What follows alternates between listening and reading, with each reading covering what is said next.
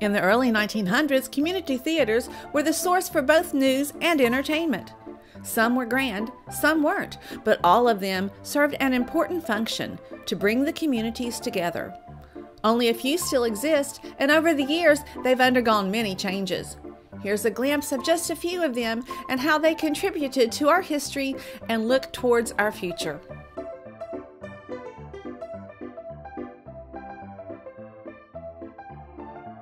I am the Executive Director of the Convention Bureau in South Charleston. We took this about 16 years ago, and we bought it from a church. And this LaBelle Theater was started in 1939. The biggest movie was Gone with the Wind. And when Gone with the Wind came out, they said this is going to be a blockbuster movie.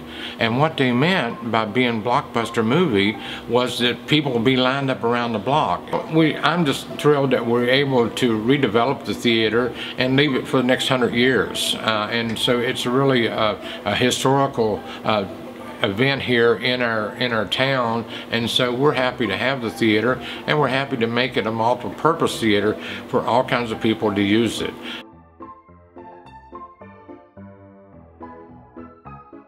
West Virginia State University maintains and manages the Capitol Center Theater. It's just an off-campus location. They offer classes up here, and we do our best to keep it maintained and keep it open so people can come in and enjoy the beauty. And I was working in the lobby one day, and all of a sudden this older gentleman came up on a scooter, looked to be about 90.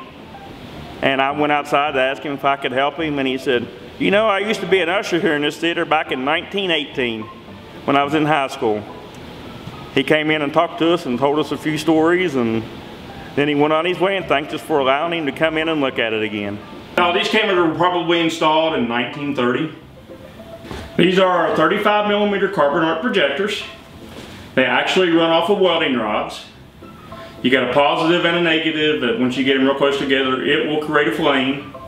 And I'll open it up and shut too.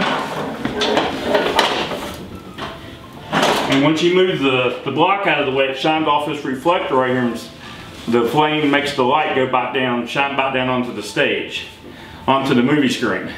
Okay, once the flame gets going, you can see it there's a little mirror right here that shines an image right here. You got to keep the flame in between those two lines for optimum light to come out of the projector. So you're constantly watching the film and watching the projector at the same time.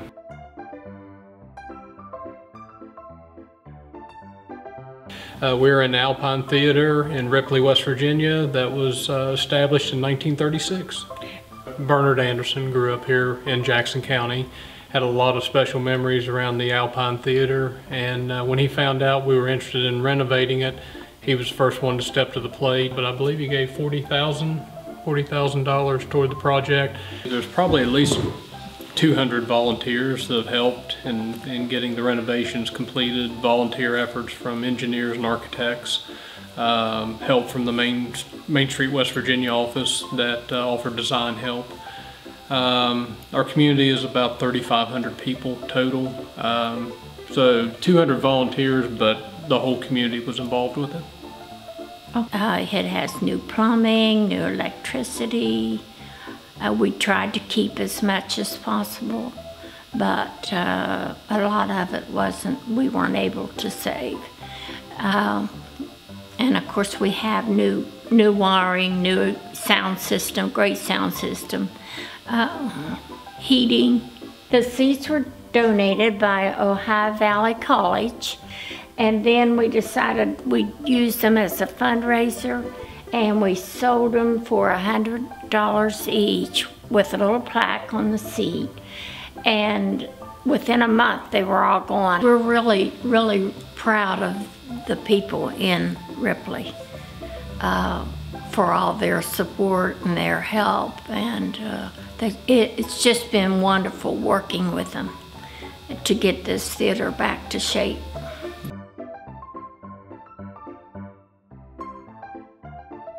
My grandfather, Abe Hyman, and his brother, Saul Hyman, built Keith-Albee, had it built. And I'm third generation. In 2006, Pullman Square opened with a movie theater over there, and older movie theaters couldn't compete with a brand new 16 complex. So we ended up giving the Keith-Albee to Marshall University, and they in turn gave it to a nonprofit who runs it now, the Keith-Albee Performing Arts Center. They are working on raising money with the ultimate goal to keep the Keith-Albee maintained and give it to the next generation. My grandfather and great uncle wanted the Keith-Albee vaudeville circuit to come to Huntington, and when they contacted them about building a theater, they said go to Thomas Lamb and have your theater built, and we will bring our vaudeville circuit to the theater. It was finished in 1928. They started it in about 1925. People in this area couldn't do all of the work, so they brought in artisans from all over the country to create this beautiful theater. We did our best to maintain it. When my father put the other two auditoriums in, he made sure that none of the plaster was damaged. It was built by my grandfather, and my dad and my uncle made sure that they did no harm to the building. It's my hope that now that we have given the Keith-Albee over to the Keith-Albee Performing Arts Center, that the building will be completely restored and maintained for generations to come in Huntington. It's just something I really look forward to and have a high hope that it happens. For more information on these and other historic theaters, visit the West Virginia Department of Commerce website at wvcommerce.org. Search Historic Theater Trail and begin an adventure of your own today.